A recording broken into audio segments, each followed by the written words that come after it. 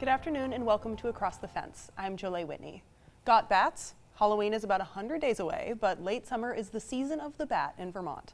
Of the 9 species of bats who call Vermont home, 5 are considered either threatened or endangered. And there's perhaps nothing more threatening than when a bat ends up in your house. Today we're going to hang with Vermont's foremost bat woman. Alyssa Bennett is the small mammal biologist with the Vermont Fish and Wildlife Department. You came here early in my tenure on Fence, and so I was excited to see you on the schedule again. Thank you for having me. So first of all, bats maybe aren't everyone's first idea for a career, so can you tell me what drew you to studying bats?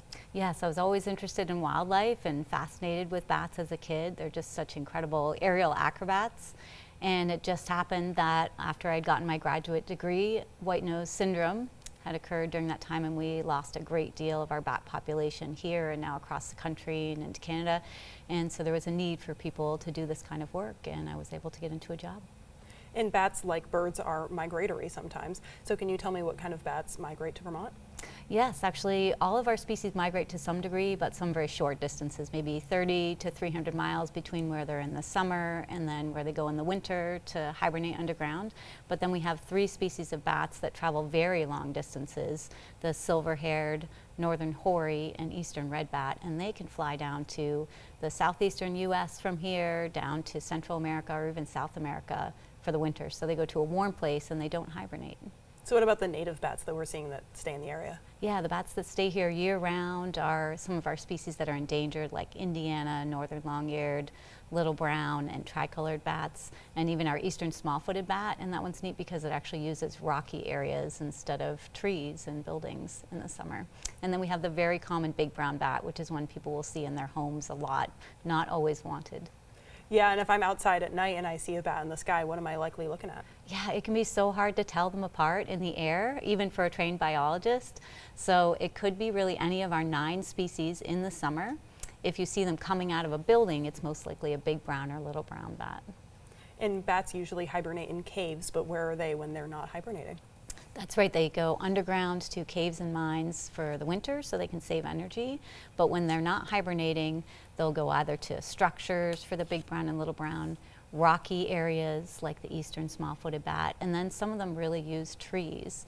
And those are Indiana bats, northern long-eared bats, and tricolored bats. But some of the other species go to trees as well. And one of the species we know here that's always hibernating are bears. Are bats similar in their hibernation pattern to bears? Actually, they're more of a true hibernator than bears because they really are using still bouts of torpor, which means periods where they're dropping their body temperature to that of the surrounding. So if the cave is 40 degrees, the bat will drop their temperature to 40 degrees to save energy. But then they actually arouse from those bouts every maybe week or 2 in the winter and stretch out a little bit.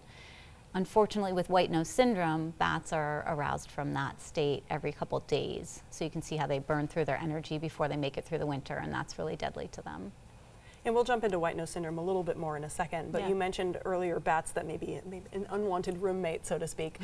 Can you tell me about a call about a bat you've gotten this summer that ended up where it shouldn't be?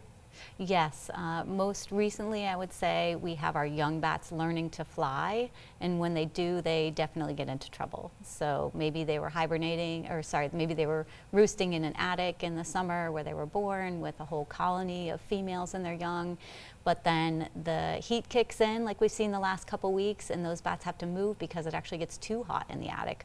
Or when the young start learning how to fly, they don't always remember how to get back in where they came out, and they end up in the living space, and that's when people panic. And is there anywhere in particular you can think of that's the strangest place you've seen one? Yes, toilets. I've fished them out of toilets before. Oh. They do get caught accidentally into places like buckets and even flower vases.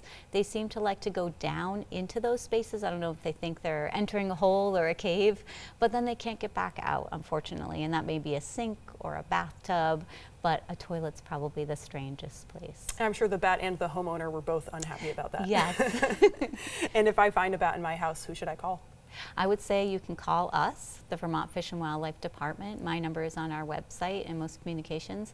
And you can also call the rabies hotline. So if you do find a bat in your living space and have any questions or concerns that you may have had contact, or if you know you were bitten or scratched, or if a pet or a child might have come in contact, the rabies hotline, 1-800, the number 4 and the word rabies, is a great first place to go. And then they can connect you to other resources that we provide, like how to get bats out of your house safely. So of course bats carry rabies then? Bats can be infected with rabies. It's less than 1% of the natural population, but obviously if you're finding a bat that is in your home and may look like it's not doing well, there could be a higher chance. And if you've had contact, you would want to get that bat tested. So you'd want to contain the bat, reach out to the rabies hotline and find out what the next steps are. So it doesn't sound like a lot of bats have rabies, but it's always better to be safe than sorry. Exactly. All right, and is it costly to get a bat out of your house? It depends on your house. So I think of it as a home repair. If you have a newer home and maybe something like the screening is gone from the attic vent and bats are popping in there, it might be a simple fix to get them out safely, and then to close up that area at the right time of year. Spring and fall are a good time to do that work after the young can fly. But if you have a 3-story Victorian that was built in 1890 and has a lot of holes and the roof is falling apart, obviously that construction job is going to be more costly. Sure, and it sounds like we're talking about some general structural issues anyway. Exactly. So. All right, and let's circle back to white-nose syndrome a little bit. You Yes. mentioned it earlier. What's the status of it now? Right now, it's been here since 2008, 2009 in Vermont, and the disease has spread. It's now in over half the country and up into 9 Canadian provinces. It's all the way out to the West Coast. So the disease keeps moving. It does keep affecting the bats that are here because the fungus is here to stay in those underground places bats hibernate.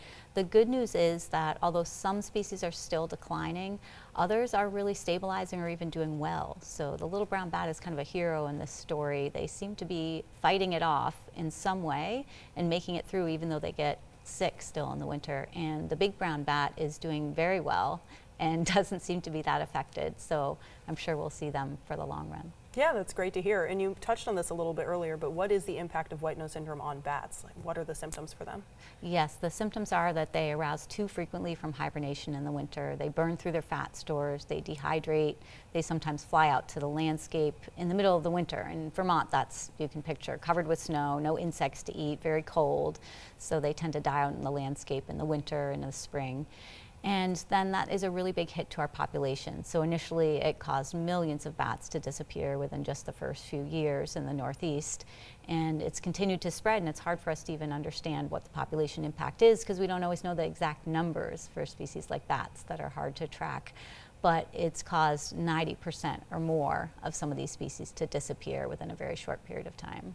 And is there a cure or a treatment for white nose? There are a lot of things that we've been investigating as a larger research community, and there are a few promising treatments. It seems like many of the environmental treatments to kill the fungus where it is can only be applied in certain places, like a narrow mine shaft, for example.